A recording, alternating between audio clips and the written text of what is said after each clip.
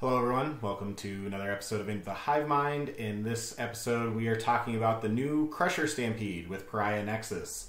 So Tyranids did just get a massive balanced data slate update. We got a whole bunch of new rules for the Pariah Nexus / June 2024 balance slate. And so I'm going through and I'm doing a list video for each detachment. I did an overview video just previously, so if you haven't watched that, go ahead and jump on over, find out what the changes are for Tyranids in total, and then come back to this video, and then hop over to whatever detachment you think fits your playstyle the best, because the best thing about this is they're all viable.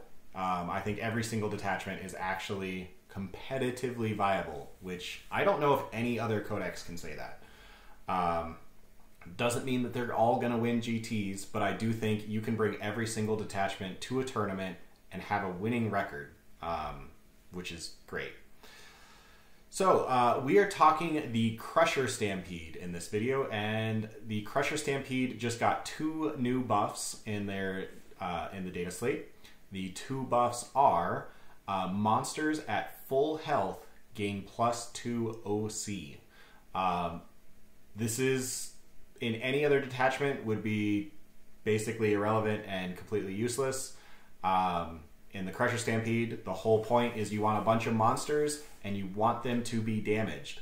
So the real point of this is it gives our monsters OC 6, most of them,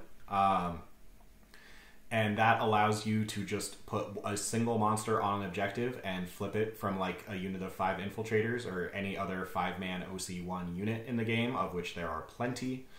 So having a single Haruspex walk onto that objective and flip it is actually really big. And basically you do that and you tell your opponent, hey, all you got to do is take 1 wound away from this monster and the objective is yours again. But then when they do that, your monster is now suddenly +1 to hit, and it hits on 2s because the vast majority of our monsters hit on 3s. So giving them +1 to hit is a massive increase in the amount of damage that they can do, and that's what I think makes this detachment really fun.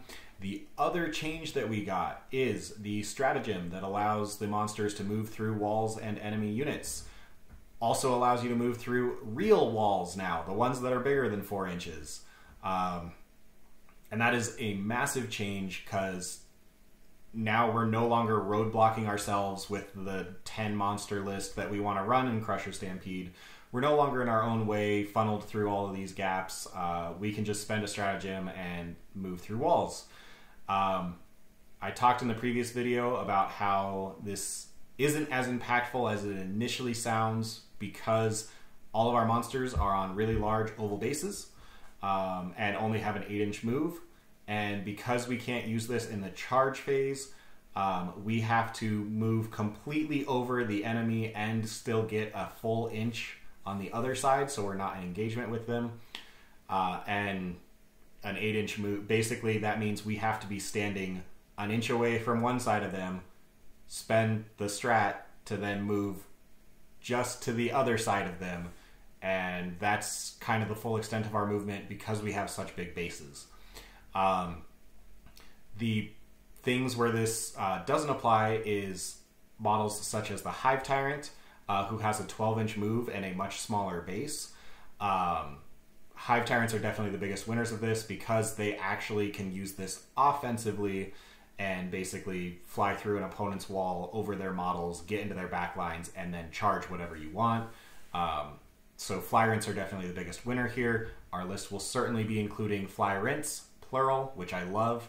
That's a very fun list to be able to make nowadays. We haven't had a viable list with multiple Flyrints in 10th. The other thing that is massive is Trygons. In this detachment, Trygons can deep strike 3 away. I mean, they always can, but in this detachment, when they do it, they're OC 6. And that is fantastic for just rapid ingressing on your opponent's turn to steal an objective that they weren't on. So that way, when you score primary on your turn, you now have this objective. The other thing is, on your turn, you can just show up 3 away and steal a primary from the opponent. before, right before they would score it. And there's really not much counterplay they can do to it. You just show up with OC6 3 inches away. It's yours now. I think that is very strong. And the final big benefit that this gives Tyranids is your monsters can just hide out of line of sight behind a wall where they can't be shot. And then when you're ready to move out, you just spend a CP and walk through that wall, and you're now ready to play the game.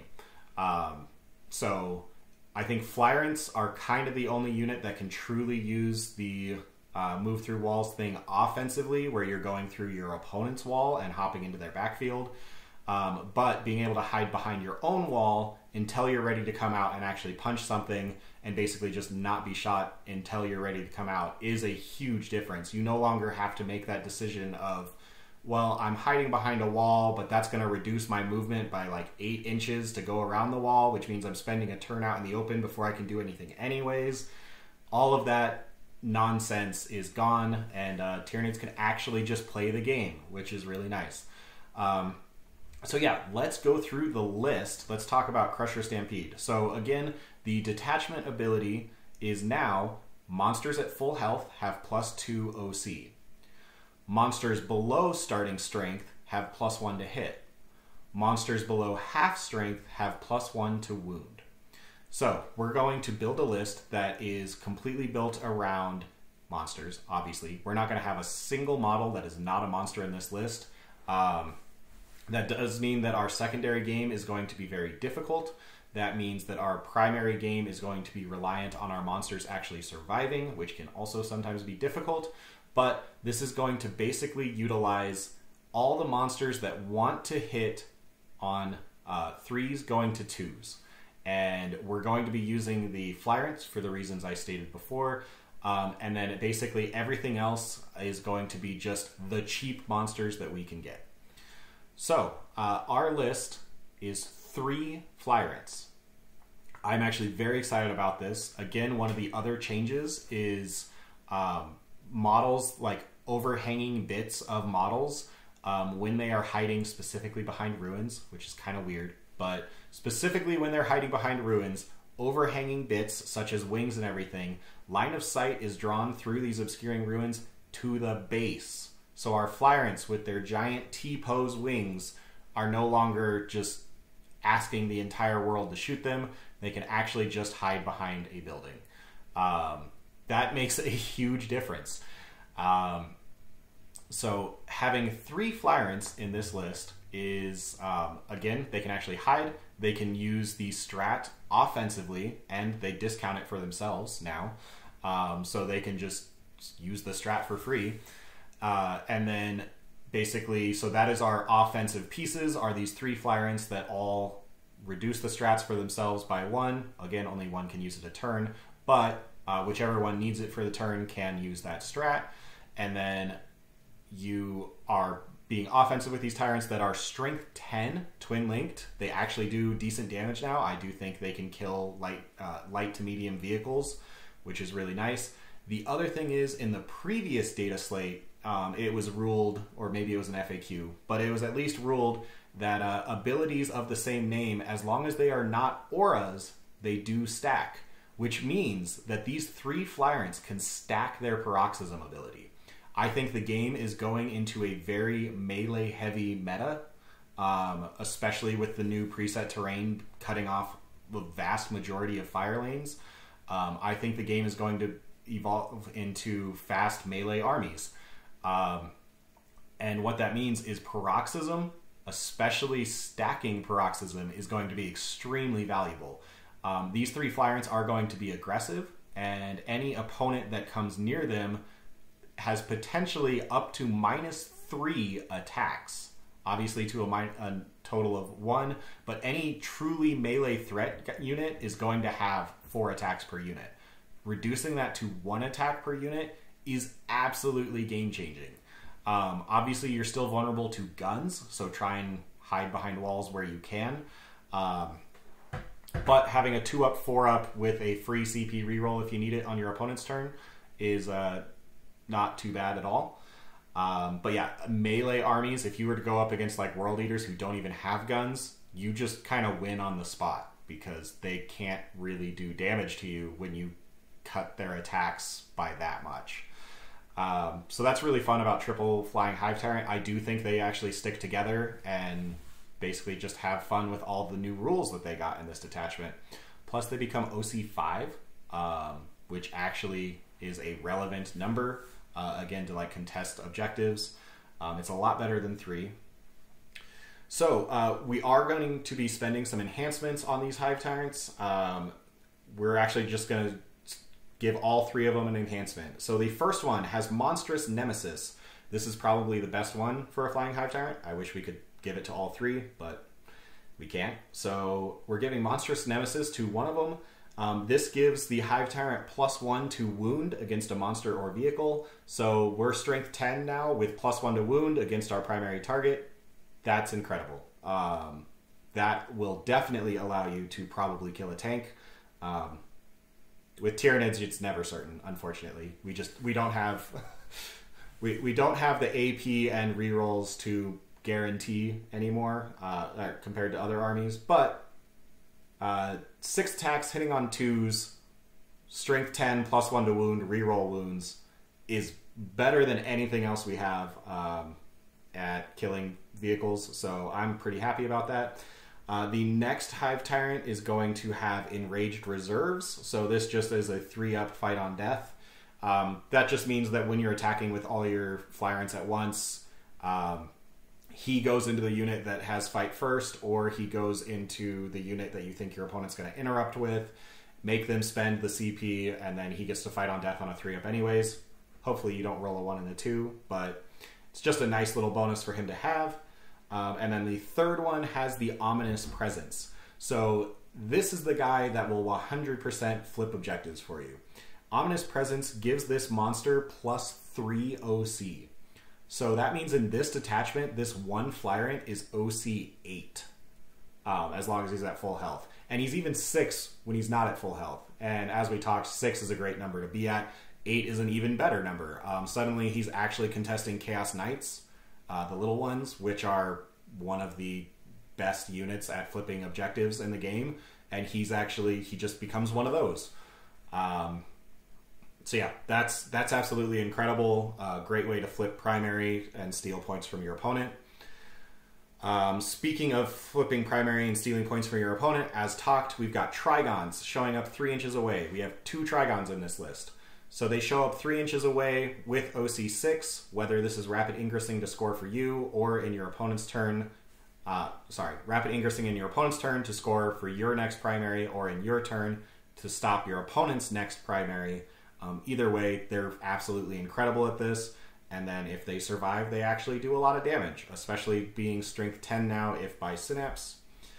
And then the rest of the list, we're just filling out with absolutely cheap as possible monsters that really want that +1 to hit. So we've got 2 Psychophage. These guys are just the cheapest monster we can get. That is literally their purpose. The 6-up Feel No Pain is nice.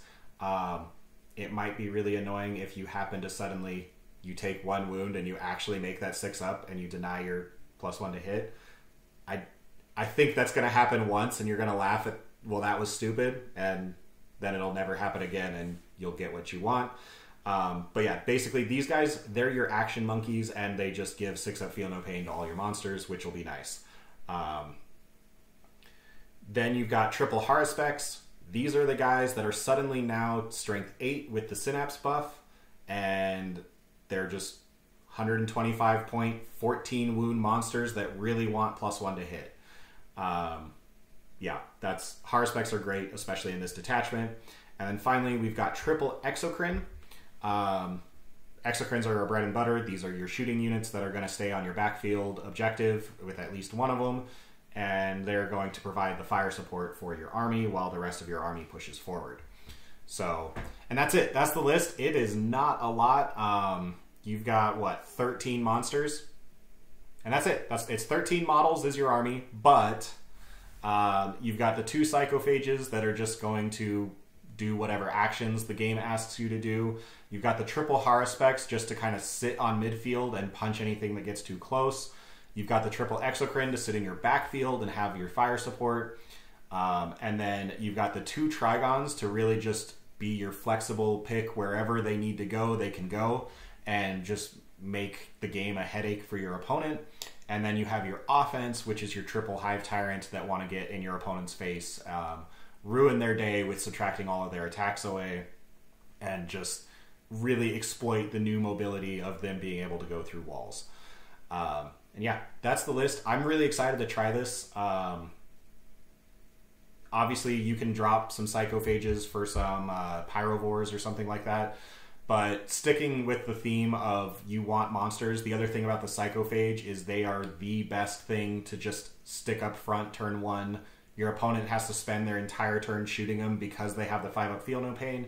And then when they finally die, auto-explode them to do 1 wound to everything nearby that was in that Feel No Pain aura. And now they all have +1 to hit. And they only take the 1 wound. Because I'll double check, but I'm pretty sure Psychophage's Deadly Demise, yeah, they're Deadly Demise 1. Which is exactly what you want in Crusher Stampede.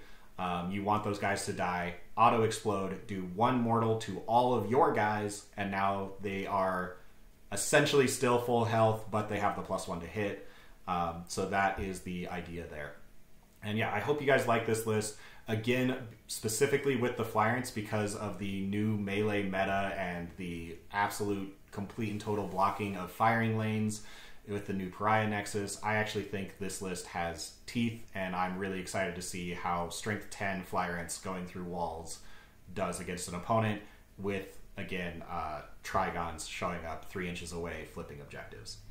Hope you guys enjoy. Let me know in the comments if any of you try this, or if you have better Crusher Stampede lists. This is obviously a first draft and can be tweaked from here, but I think this is a really fun starting place that is totally different from anything else I've played this edition. Thanks for watching. I'll have more for the other detachment videos coming out very shortly. Thanks. Bye.